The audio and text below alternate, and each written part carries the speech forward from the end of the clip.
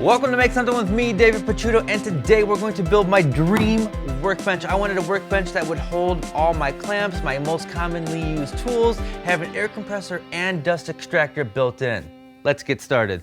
So I went to my local home center and I got some 2x8s. I only needed 2x6s for this project, but I didn't like the way that they looked, and so I'm gonna have a little bit more waste than I would like, but I'm gonna plane them down to 1.25 inches here on the planer and then start ripping them and cutting them to length.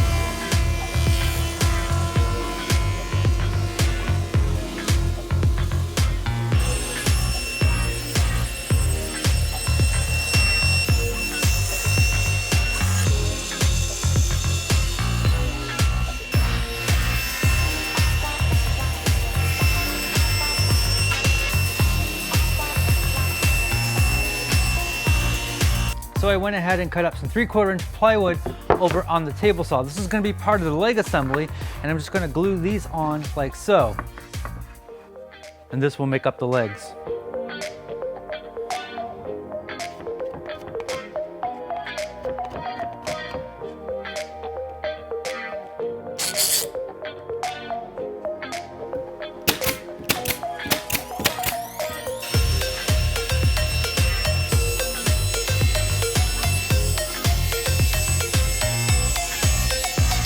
All right, so I have this sitting on the floor here, and I'm just going to glue and screw this in. I'm using 2.5 inch pocket hole screws, some wood glue, and I'm going to do the two end pieces before I do the middle piece. That'll help me make it a little bit easier for me to line up that guy.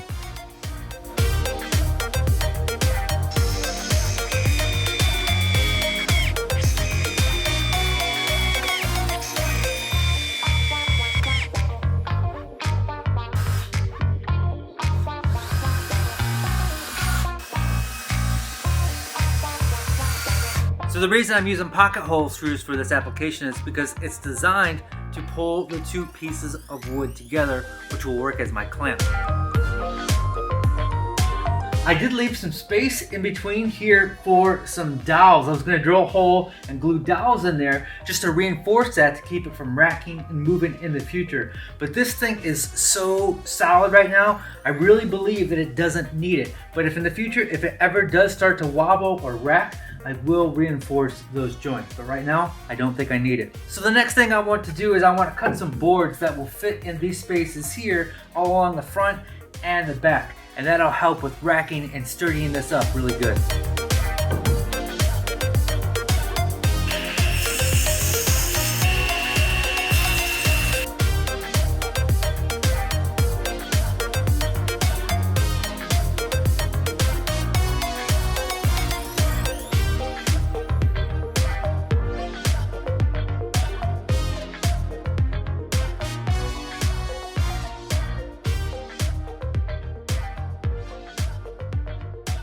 So next, I'm going to glue these pieces into the top on the front and the back, and then that will give us a place to attach our top when it comes time for that.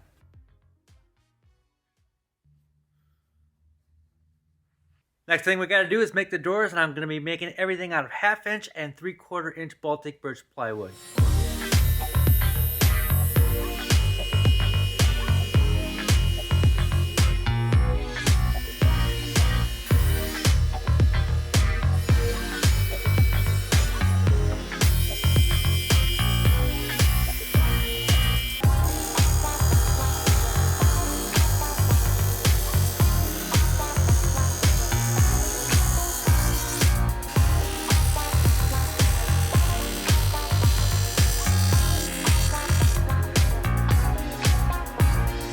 Alright, so now it's time to glue up the drawers here, and all we're going to do is use some glue and some brad nail. And once I get them glued up like so, I'm going to run runners along each side. That way the drawer can open up both ways no matter what side of the bench you're on.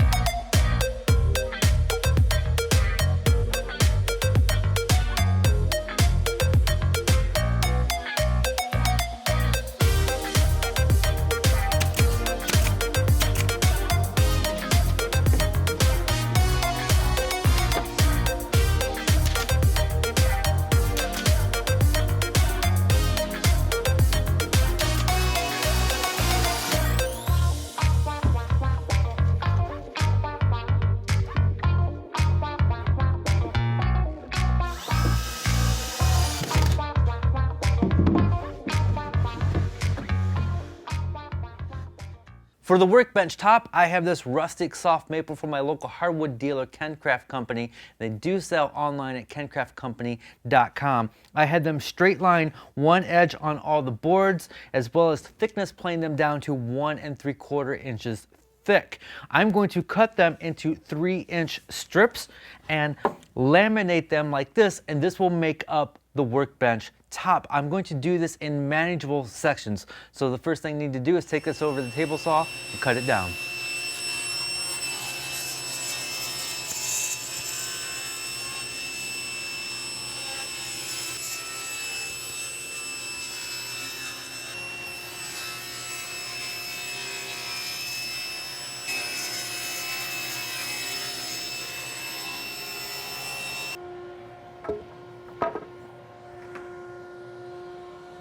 Like I mentioned before, I'm gluing mine up in 3 sections to keep it manageable. And this section right here, I have my bottom clamps all set up. And I'm going to put glue on the inside faces of all these boards. I'm just using regular Titebond 2. You have to work kind of quickly before the glue starts to set. If you're afraid of the glue setting, you can also use an extended time glue as well. Before I tighten down any of these clamps, I'm going to put F-style clamps on the edges to keep all the laminates nice and level, which will save us a lot of planing in the future.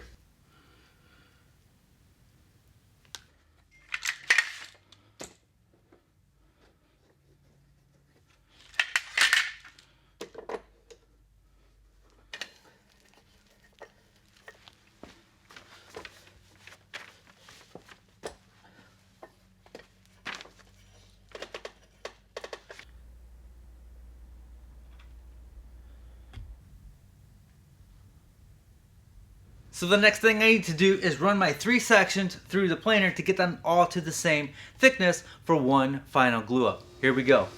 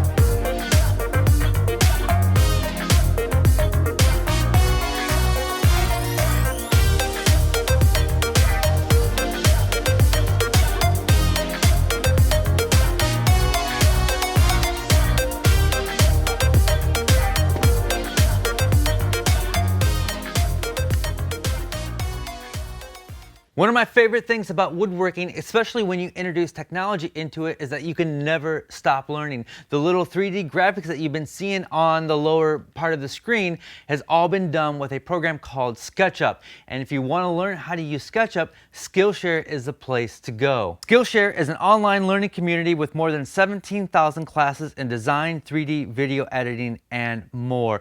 Premium membership gives you unlimited access so you can improve your skills, unlock new opportunities, and do the work you love. Skillshare believes in accessible learning, and the price reflects it. An annual subscription is less than $10 a month, which is one of the best deals you can find for online education. Since Skillshare is sponsoring this video, the first 200 people to click the promo link down in the description will get their first 2 months free to try it out risk-free. There are plenty of classes at Skillshare.com, and if you want to learn something like SketchUp, which I use to design all my projects, Skillshare is the place to go. Again, the first 200 people to click that promo link will get their first 2 months free to try it out. I would like to thank Skillshare for sponsoring today's video and supporting independent creators like me, so please check them out. I would like to thank my top Patreons this week, and that's Josh Ramsey, Evan and Caitlin, Mark Fink, Jonathan J. Katz Moses, Bruce A. Ulrich, Michael at Woodwork for Tools, Ashley Grennan, Jeremy Kerber, Ryan Petzel, George Anreeve, Carl Brink, Adam Beckwith, Bill Deal, Brian McKnight, Chad Forster, and William Armstrong. If you want to support me and my show, visit patreon.com/Picciuto. So here it is, a couple things that I might change about this guy. The two small drawers, these are supposed to hold the most commonly used tools, and they're a little deeper than what I was imagining. The tools that are gonna go in there, they're going to have a dedicated home. So I'm probably gonna get that foam stuff and cut out the space to hold each individual tool. Every tool in my shop needs to have a dedicated home, otherwise drawers just become a huge mess. The runners that I made for the drawers, I did not glue any of them in. They're just screwed in case I change my mind. So the base is made of 2x6s. It's actually 2x8s, but you only need 2x6s for this project. I didn't like the 2x6s that I saw at Home Depot, and I thought the 2x8s looked better, so I went with that. I wanted to use a material that anybody could get at a local home center, and that came out great. The top, this is all soft maple, a rustic soft maple from KenCraft.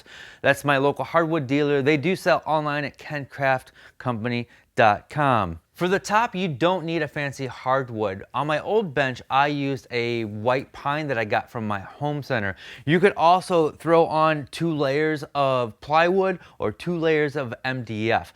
I just wanted something really beefy and heavy for my top, and something that also kind of looked pretty here in the shop. I do a lot of my product photography on the bench here, and I wanted something that was presentable.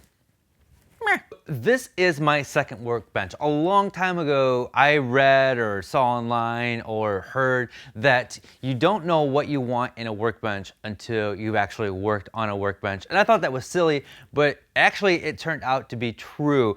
This was not something I would have built for my very first time, but now that I know what I want for my needs, this is absolutely perfect for me. When we're filming videos, I don't like dragging the shop vac over here and having cords and things drag across the floor. I always want the clamps right there, and having the air compressor and dust extractor built in means that I can be more efficient in my work. I also wanted a huge work surface because I find myself using a bit of space and then having another space as like a place to hold all my tools and stuff. And so the bigger the work surface, the better. That might not be the work surface for everybody. You might not want a workbench where you have to reach all the way across, especially if you're sitting and doing small little work. So I built these drawers to hold my clamps. They don't have to hold every single clamp that I own, just the most common ones that I use.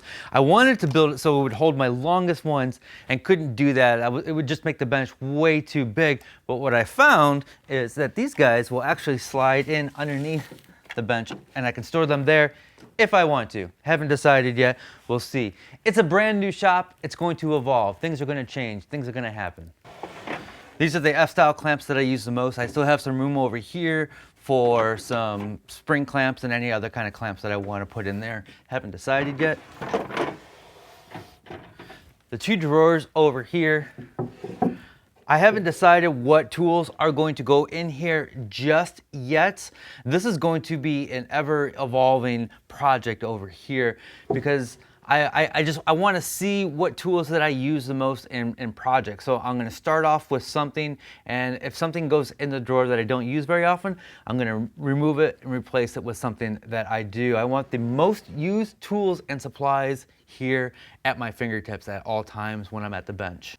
This cute little dust extractor is the smallest one that I could find. This is a Festool CT-SYS. I wanted something small that I could build into the bench, and I always have it at my ready right here.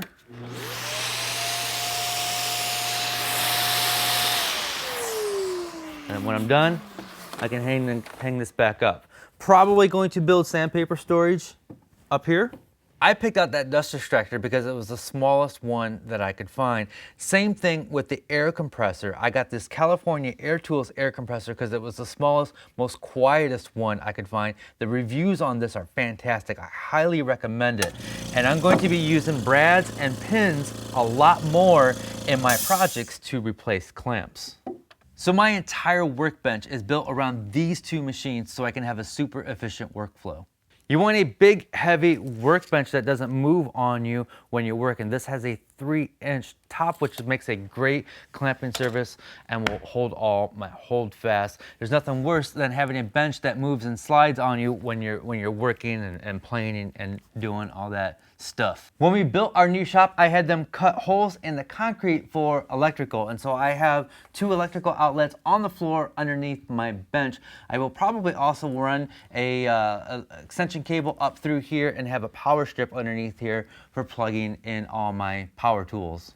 We're going to do a second video where I add all the bells and whistles to this guy. We still need to cut off and square off the ends here. My circular saw doesn't cut all the way through, so there's a couple little tricks that I gotta do to make that happen. A couple other things we need to do is we still need to flatten the top. The planer got the 3 sections nice and flat, but when we glued those, there's a little bit of unevenness right there, so we got to flatten that.